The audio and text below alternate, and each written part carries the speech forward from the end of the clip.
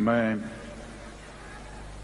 कैसे परिचय दूं उस शख्सियत का जिनका नाम खुद अपने आप में एक परिचय है। मैं कैसे परिचय करूं उस व्यक्ति का जिनकी आवाज देश की ही आवाज नहीं बल्कि सारे विश्व की आवाज है।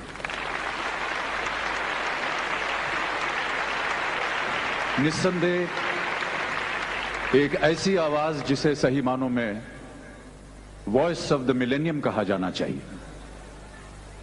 मैं कैसे परिचय दूं उनका जबकि सुर, ताल, संगीत सब उन्हीं के नाम से शुरू होता है और उन्हीं के नाम से खत्म हो जाता है।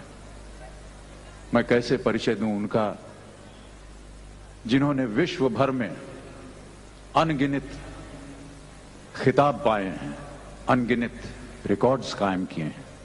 इस अमूल्य रत्न का मूल्य कैसे किया जाए?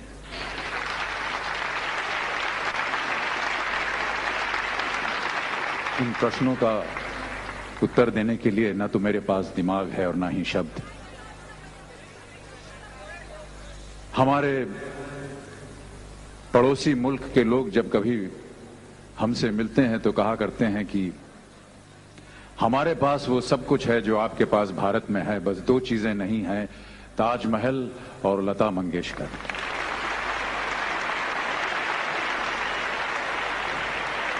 इतनी बड़ी उपलब्धि अपने आप में ही एक अजूबा है। परंतु अपनी छोटी सी हैसियत में लता जी के गुणों का वर्णन करने के लिए मैं प्रयत्न करना चाहता हूं। धृष्टता के लिए लता जी मुझे क्षमा करें। पता नहीं आप लोगों ने कभी सितार को नजदीक से या करीब से देखा है या नहीं।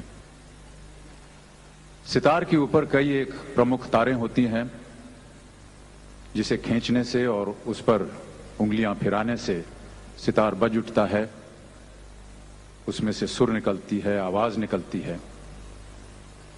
इन प्रमुख तारों के नीचे भी 10-12 और तारें होती हैं,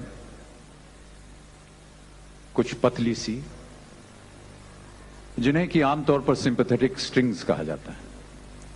और जब कभी भी सितार वादक इनकी धुन, इनकी ध्वनि सुनना चाहता है तो वो अपनी छोटी उंगली से उन्हें छेड़ता है और उनमें से ध्वनि निकलती है। लेकिन अक्सर ये होता है कि अगर प्रमुख तार को ऐसे ढंग से खींचा जाए कि उनका सुर सही निकले तो ये सिंपैथेटिक स्ट्रिंग्स अपने आप बज उठते हैं।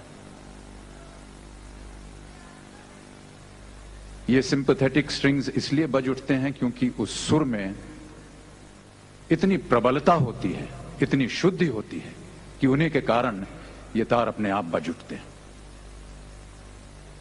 लता जी के सुर में, लता जी के गायन में, लता जी की आवाज में मेरा ऐसा मानना है कि इतनी प्रबलता है, इतनी शुद्धि है कि वो मनुष्य की आत्मा के तारों को झंकृत कर देती है।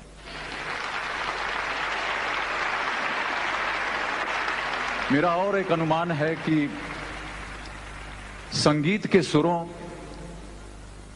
और परमात्मा के बीच एक बहुत ही अद्भुत और विचित्र बंधन है। और यदि कोई ऐसी डोर है या कोई ऐसा तार है जो मनुष्य की आत्मा को परमात्मा के साथ बांधता है, जोड़ता है, तो उस डोर, उस तार का नाम है लता मंगेशकर। देवियों और सज्जनों, साक्षात सरस्वती के इस रूप को मैं शत शत प्रणाम करता हूं और बड़े ही विनम्र भाव से आग्रह करता हूं, आमंत्रित करता हूं कि लता जी हमारे समक्ष आए और हमारे और आपकी आत्माओं को परमात्मा के साथ बांधें। देवियों और सज्जनों, आदरणीय लता मंगेशकर जी।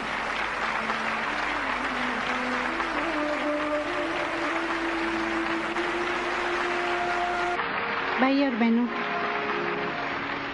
मैं अभी जो गाना आपको सुनाने जा रही हूँ इसमें अमिताभ बच्चन भी हैं। और जिस दिन ये गाना रिकॉर्ड हुआ था उस दिन वो नहीं थे, सिर्फ मैं गा के आई थी। तो समझिए कि उसके बाद मैं पहली बार ये गाना उनके साथ गा रही हूँ।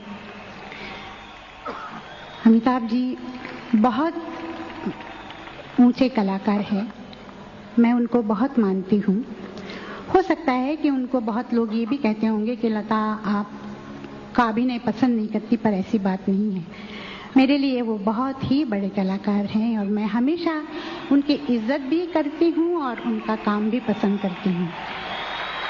सबसे पहले वो मेरे साथ 1980 में अमेरिका आए थे और उन्होंने स्टेज पे पहला उनका परफॉर्मेंस था और वहाँ उन्होंने गाना भी गाया था और 2 शो में उन्होंने मेरे साथ शो करके और वो चले आए थे। मैं आज उनको विनती करती हूँ कि वो स्टेज पे आएं और ये गाना मेरे साथ गाएं। अमिताभ जी